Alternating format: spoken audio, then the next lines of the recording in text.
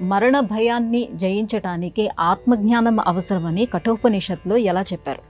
కఠోపనిషత్తు మన వివేకానంద స్వామికి కూడా చాలా ఇష్టమైనటువంటి ఉపనిషత్తు. ఆత్మజ్ఞానం ఉంటే మరణ భయం ఉండదు. ఇది కఠోపనిషత్తు. నచికేతుడు యముడు వాళ్ళిద్దరి మధ్య జరిగినటువంటి ప్రధానమైనటువంటి సంభాషణ కఠోపనిషత్తులో మనకు బాగా కనపడుతుంది.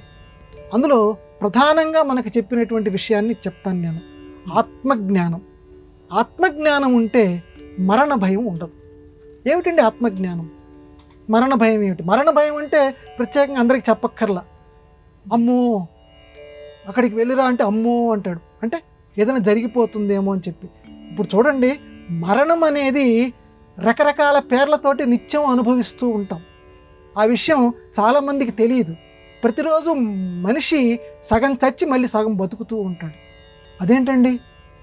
నిద్ర ఉంది, నిద్ర అంటే సగం సావు అని అర్థం. చాలామందికి ఆ విషయం మర్చిపోతారు. నిద్ర అనే పదానికి అర్థం ఏంటంటే సగం సావు. సావు నుంచి మళ్ళీ మేలుకుంటున్నాడు, మళ్ళీ నిద్రలో. ఎందుకంటే దీర్ఘ నిద్ర. మరణానికి ఉన్నటువంటి ఇంకొక పేరు ఏంటంటే దీర్ఘ నిద్ర. అంటే శాశ్వతంగా నిద్రపోయాడు. అంటే శాశ్వతంగా నిద్రపోయాడు. ఇప్పుడు మనం తాత్కాలిక నిద్ర. కాబట్టి ప్రతి మనిషి కూడా, ఈ సృష్టిలో పుట్టినటువంటి ప్రతి జీవికి కూడా మరణం అంటే ఏమిటో దేవుడు వాడి నిత్య జీవితంలో రుచి చూపిస్తూనే ఉన్నాడు. కాబట్టి మరణం అనేదానికి నువ్వేమి భయపడకరా నాయనా. మరణ భయాన్ని నువ్వు పొందకు. మరణం అంటే ఇదే. నువ్వు నిద్రపోతున్నావు కదా, నిద్రా సమయంలో నీకేం జరుగుతుందో తెలియట్లేదు కదా నీకు. మరణం అంటే కూడా అంతే. మరణం అంటే కూడా ఆ రకంగా నీ మెలకువ స్థితి నుంచి ఇంకొక స్థితిలోకి తీసుకొని పోయేటువంటిది. కాబట్టి దానికి నువ్వు ఎటువంటి భయాన్ని నువ్వు పొందనక్కర్లేదు. వాసాంసి జీర్ణాన్ని యథావిహాయ అని భగవద్గీతలో ఈ ఉపనిషత్తు సారాంశమే చెప్పాడు.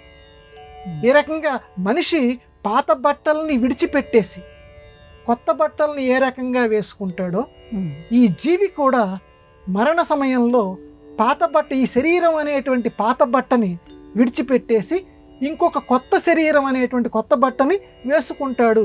అంతకు తప్పించి ఏమీ లేదు. నువ్వు మరణాన్ని గురించి ఏమీ భయపడక్కర్లేదు. అందరిలోనూ ఉన్నది ఒకటే జీవాత్మ. నేననేటువంటి వాడినే రకరకాల జీవాత్మల కింద ఉన్నాను. గొప్ప సందేశం అమ్మ. నచికేతుడు ఆ యముడి దగ్గర నుంచి పొందుతాడు ఈ ఆత్మజ్ఞానాన్ని. కాబట్టి మరణాన్ని గురించి ఏ వ్యక్తి కూడా భయపడవలసినటువంటి అవసరము లేదు. నిత్య జీవితంలో నిత్యం మృత్యో సన్నిహిత.